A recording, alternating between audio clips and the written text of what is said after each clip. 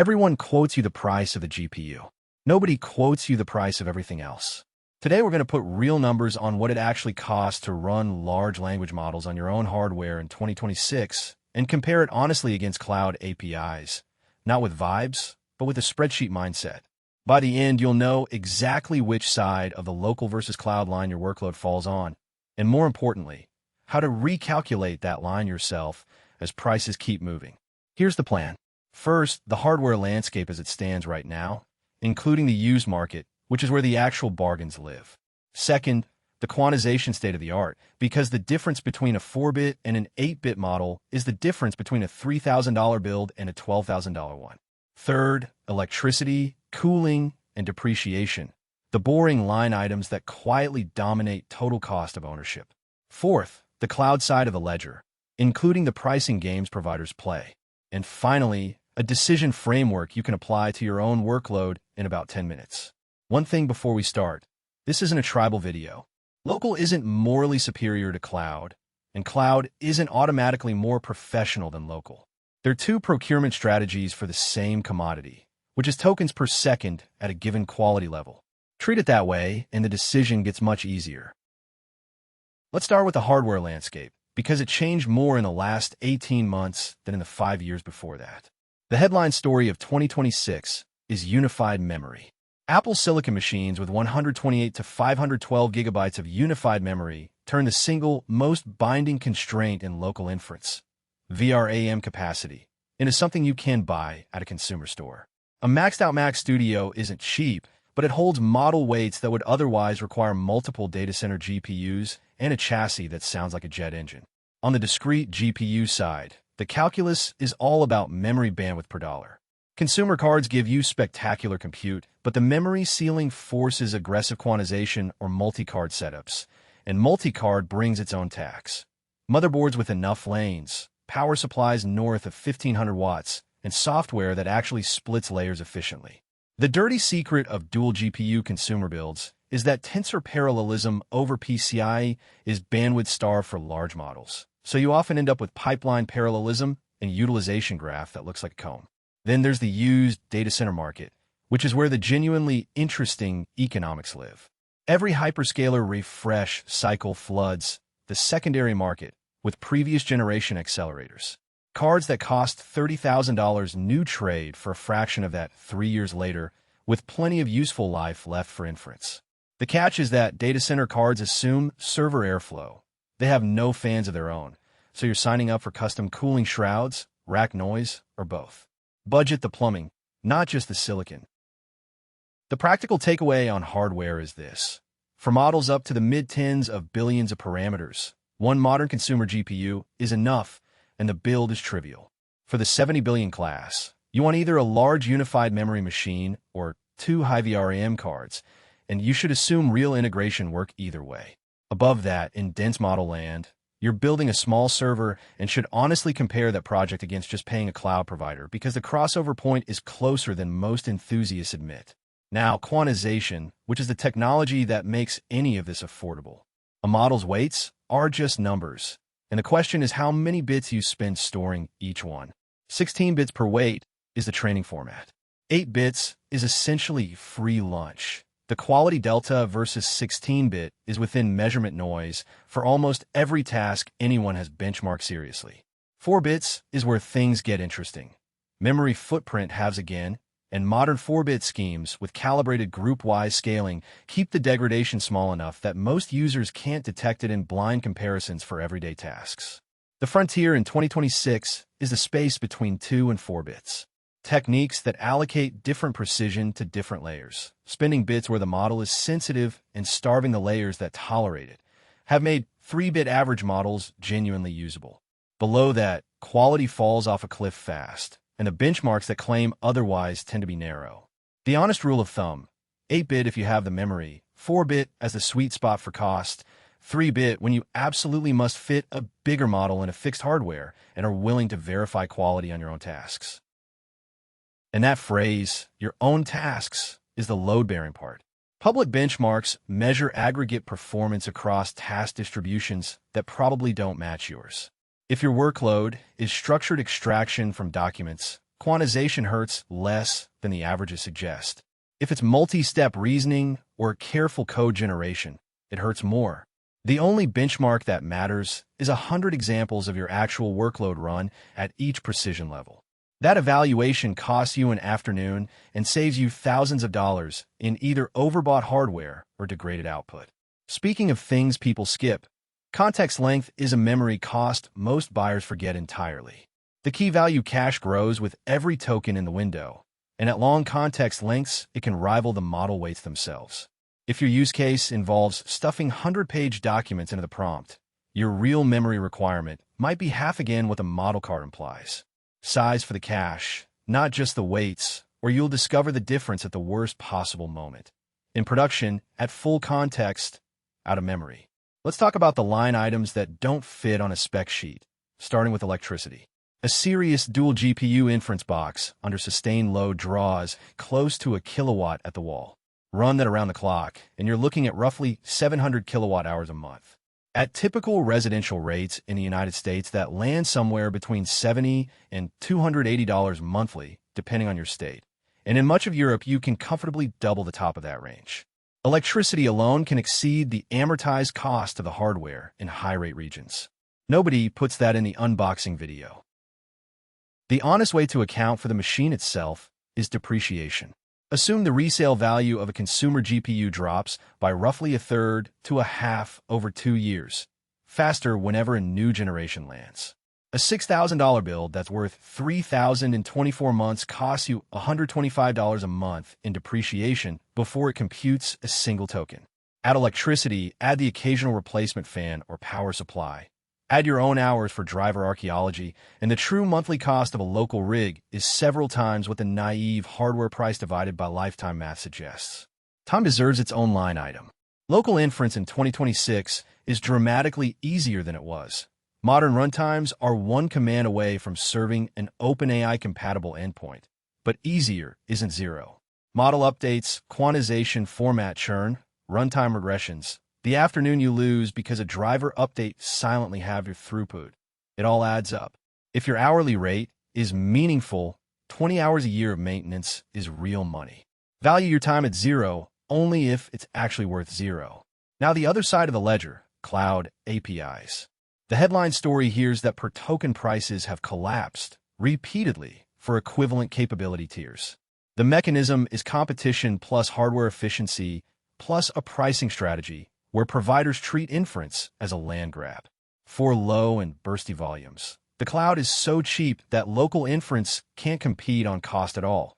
The break-even math isn't even close once you account for electricity and depreciation, honestly.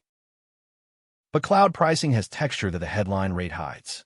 Input tokens and output tokens are priced differently, often by a factor of 3 to 5.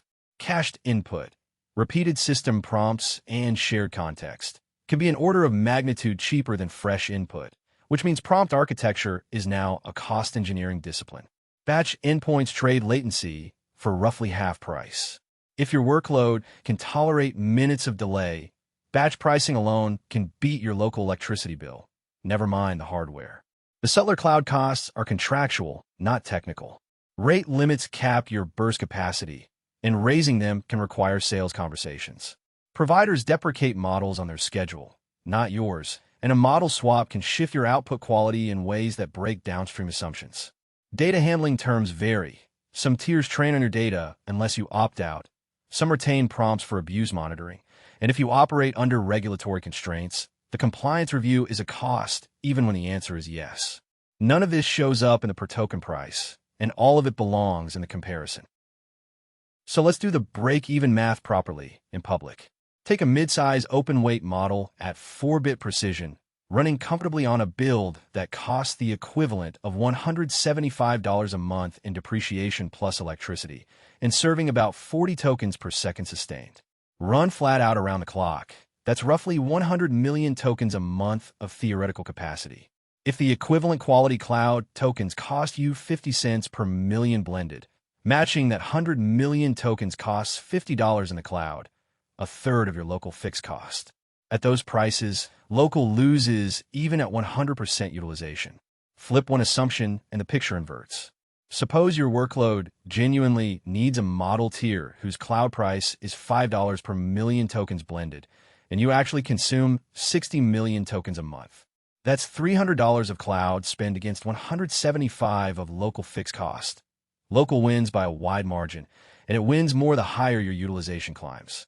The entire decision compresses into three numbers: your real monthly token volume, the cloud price of the quality tier you actually need, and your all-in local fixed cost. Everything else is commentary, which is why the first honest step is measuring, not shopping. Instrument a week of your real usage: input tokens, output tokens, peak concurrency, latency tolerance. Most people who do this discover their volume is a tenth of what they guessed, which settles the argument in the cloud's favor immediately. A minority discover they're burning serious money on repetitive, cacheable, batchable calls, which settles it the other way. Either way, the data decides, and the data costs nothing to collect. Money isn't the only axis, so let's do the others quickly and without romance. Privacy. A local model means prompts never leave your network, full stop. For medical notes, legal documents, unreleased financials, or client data under strict terms, that can be decisive regardless of cost. Just be honest about the threat model. If the same documents already live in a commercial cloud drive, the marginal privacy of local inference is smaller than it feels. Latency and control. Local gives you first token latency, with no network round trip and total immunity to provider incidents, rate limits, and deprecations. The model you validated in January behaves identically in December. For products with tight interactive loops, or agents making thousands of small calls where round trips compound, that determinism is worth real money. Against that, you own every outage. When the cloud provider has a bad day, it's their pager going off. When your rig dies at 2 in the morning, it's yours. Quality ceiling. The frontier commercial models remain ahead of what you can run at home, and for some workloads that gap is the entire decision. If your task demands the best available reasoning, local isn't currently an option, and pretending otherwise wastes everyone's time. But, and this matters, a large fraction of production workloads aren't frontier hard. Classification, extraction, summarization, formatting, routing, first draft generation. Mid-size open models handle these at quality parity, and paying frontier prices for them is pure waste. That last observation points at the architecture most serious shops have converged on: hybrid routing. A dispatcher sends the easy 80% of calls to a cheap engine. Local if your volume justifies it, budget cloud tier if not, and escalates the hard 20% to a frontier API. You get most of the cost savings, keep the quality ceiling, and build organizational knowledge about which of your tasks are actually hard, which is knowledge that keeps paying dividends as prices shift. So here's the decision framework compressed. Choose local when at least two of these are true. Your measured volume is high and steady rather than bursty. The quality tier you need is available in open weights. Your data has genuine confidentiality constraints. You have the engineering appetite to own an inference stack. Choose cloud when your volume is low or spiky, when you need frontier quality, when your team has no capacity for infrastructure, or when you simply haven't measured yet, because unmeasured workloads default to cloud until the data says otherwise. And revisit the decision on a schedule, because every input is moving. Cloud prices have fallen on a fairly steady rhythm. Used hardware floods the market on refresh cycles. Open weight models keep climbing the quality ladder. A calculation that favored cloud in January can favor local by autumn, and vice versa. Put a quarterly reminder on the calendar, rerun the three-number math, and let the spreadsheet, not the discourse, tell you where your tokens should live. If you take one thing from this video, make it this: the local versus cloud argument isn't an identity, it's an arithmetic problem with your numbers in it. Measure your volume, price the tier you need, cost your hardware honestly including electricity, depreciation, and your own hours, and the answer usually becomes obvious within an afternoon. The people who get this wrong are almost never bad at math, they just never wrote the numbers down. That's the real economics of local inference in 2026. If you want the follow-up deep dive on hybrid routing architectures, how to build a dispatcher, what signals to route on, and how to evaluate the quality delta between tiers on your own data, say so in the comments, because that video is ready to be made. Drop your own break-even numbers down there too. The comment sections on these videos have a way of surfacing hardware deals and rate cards that no spreadsheet anticipates. See you in the next one. Before we close, 3 practical topics that decide whether a local deployment actually delivers the numbers we just calculated: the serving stack, the mistakes that quietly ruin throughput, and one fully worked example build. The serving stack first. The runtime you choose moves your effective throughput by a factor of 2 or more on identical hardware, which means it moves every cost number in this video by the same factor. The things that matter: continuous batching, so multiple requests share the GPU instead of queuing politely behind each other; paged attention or an equivalent memory manager, so long contexts don't fragment your VRM into uselessness; and speculative decoding, where a small draft model proposes tokens and the big model verifies them in parallel. On predictable workloads, that alone is worth 30 to 80% more tokens per second. If you benchmark your rig with a single sequential request loop and size your hardware from that number, you'll overbuy by half. Benchmark with realistic concurrency, or don't bother benchmarking at all. Quantize the key value cache too, not just the weights. 8-bit cache is close to free in quality and doubles the context you can hold, which on long document workloads is the difference between 1 request in memory and 3. Most modern runtimes support it behind a single flag, and it's the highest leverage flag most people never set. Now the mistakes, in descending order of money wasted. Number 1. Buying for the model you dream of running instead of the model your tasks need. The 70 billion parameter build that runs your workload no better than the 8 billion model is pure vanity spend. Run the quality evaluation first, on your own 100 examples, before a single dollar leaves your account. Number 2. Ignoring idle power. A rig that serves 2 hours of requests a day, but idles at 100 watts around the clock, spends most of its electricity doing nothing. Either consolidate workloads onto it, schedule it to sleep, or admit that duty cycle into the math. Number 3. Single sourcing the whole stack on one used GPU with no warranty. Consumer resale cards fail, and when your only card fails, your inference capacity is 0 until a replacement arrives. If uptime matters, either keep a cloud fallback route configured, which the hybrid architecture gives you for free, or budget a cold spare.